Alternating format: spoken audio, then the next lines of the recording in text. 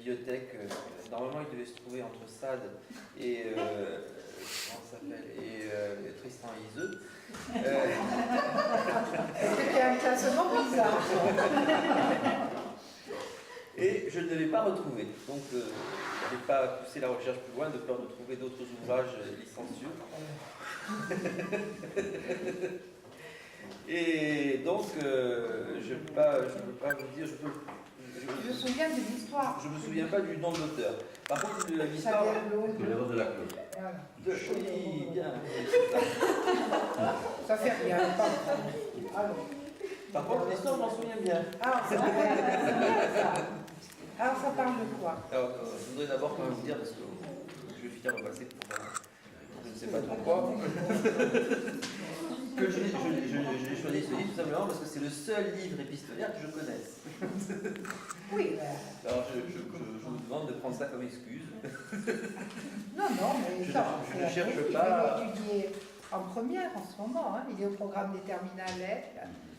C'est un ouvrage Donc, connu. Liaison dangereuse. Alors, pour situer donc l'ouvrage, c'est effectivement une fiction qui se situe dans le passé et qui met en scène donc les histoires amoureuses de l'aristocratie. Alors moi je voudrais quand même dire une petite chose, c'est-à-dire que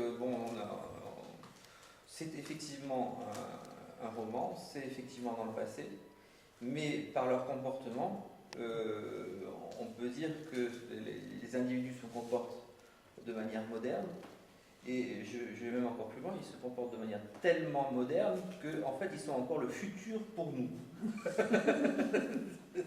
Tu trouves l'avant-garde. Forcément, on n'y est pas encore. Alors pourquoi ça? Alors, excepté le duel sur la fin, parce qu'aujourd'hui on se bat plus en duel. Et là, dans le futur, Avec des stylos, oui, mais pas avec. oui, mais ça, justement, c'est la morale pour sauvegarder l'histoire. À l'époque, quand on écrivait ce genre d'histoire, il fallait une morale. Il fallait pouvoir dire que les méchants avaient été punis, que les licencieux étaient châtiés par le divin. Et en l'occurrence, donc, le marquis de Merteuil, le vicomte de Valmont donc, meurt dans un duel, et la marquise de Merteuil, sa correspondante, elle est frappée de petites véroles. Donc, et s'enfuit défiguré. Donc il fallait absolument qu'il y ait une sanction. On a parlé du siècle. C'est quand? Ah bon? 18. Oui. La vérole, c'est 18. Ouais. Ça aussi, je me repère comme ça. La syphilis, un peu plus tard. La petite vérole, c'est 18. Non, bien oui, parce que je vois que notre hôtesse commence à somnoler. Oui, pas du tout. Ça m'a réveillée, moi. Donc, pourquoi est-ce que je considère cette histoire comme une histoire d'avant-garde? Il a 10 pages, hein, je vous préviens. 4 mots, il a. Et J'ai le nom. Alors, pourquoi d'avant-garde? Pourquoi d'avant-garde? Parce que donc elle a un comportement d'homme. Qui? Madame de Merteuil. Madame de Merteuil, les gens ne savent même pas de quoi ça parle. Donc, il y en a qui l'ont pas lu. Hein. Donc, pour situer les choses, nous avons le vicomte de Valmont qui aimerait bien concrétiser avec la marquise de Merteuil. Oui. Ouais. Et cette marquise a donc un comportement libertin, c'est-à-dire qu'elle fait ce qui lui plaît, au moment où ça lui plaît, parce qu'elle a suivi le schéma de l'époque, c'est-à-dire qu'elle s'est mariée jeune, qu'elle a eu le douloureux moment De désillusion. au moment où son mari est mort. Et qu'ensuite elle s'est très bien remise.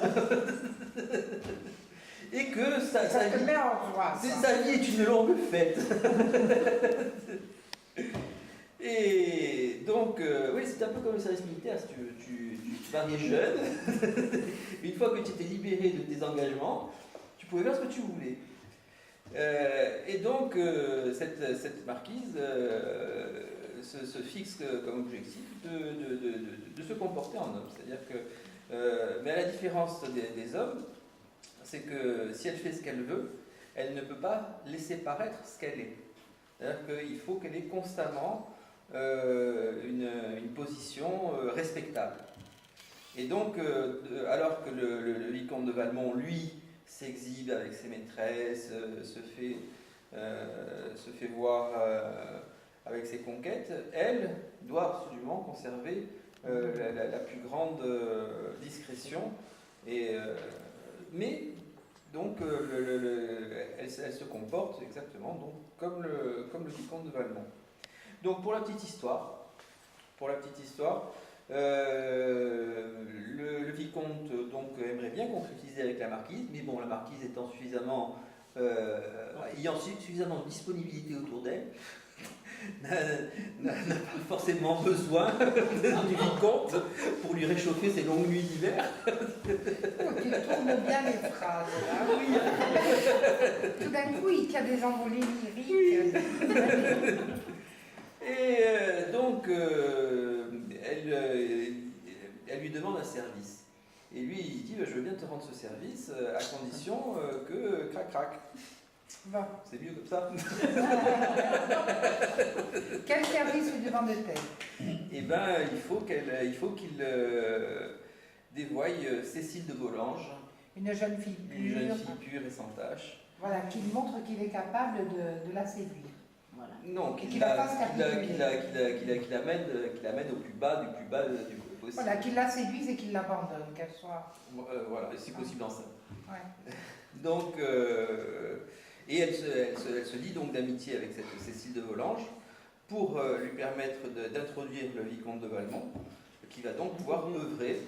Elle se présente, elle, donc, comme l'amie de Cécile de Volanges, et elle fait tout pour faire capituler la pauvre Cécile. voilà. Et Bien donc, entendu. là, Elle lui c'est facilite la une tâche. Hein? Elle lui facilite la tâche. Elle lui facilite la tâche. Parallèlement, donc, la Cécile de Volanges est amoureuse d'un certain chevalier Danceny. Et donc, il favorise aussi pour gagner leur confiance cette idylle. Et après avoir donc séduit Cécile de Volanges, Valmont la délaisse, va demander son dû à la marquise qui l'envoie paître. Il se fâche. La marquise révèle à Danceny, le fiancé donc de Volanges, que Valmont a séduit Volanges. Donc Danceny tue en duel Valmont et la morale sauve. Ah, mais il y a un personnage dont on n'a pas parlé, c'est Madame Tourvel, la présidente. La présidente de Tourvel, bon, elle n'est pas très importante. Ah oui, très important. Et puis je me suis dit que bon, si vous Et puis il y a une histoire de lettres écrites sur le dos. Si vous vouliez Ah, ça c'est très bien. le lire, je me suis dit qu'il fallait quand même vous laisser un petit quelque chose à découvrir.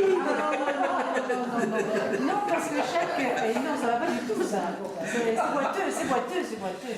Bon, alors la présidente était follement amoureuse du vicomte de Valmont.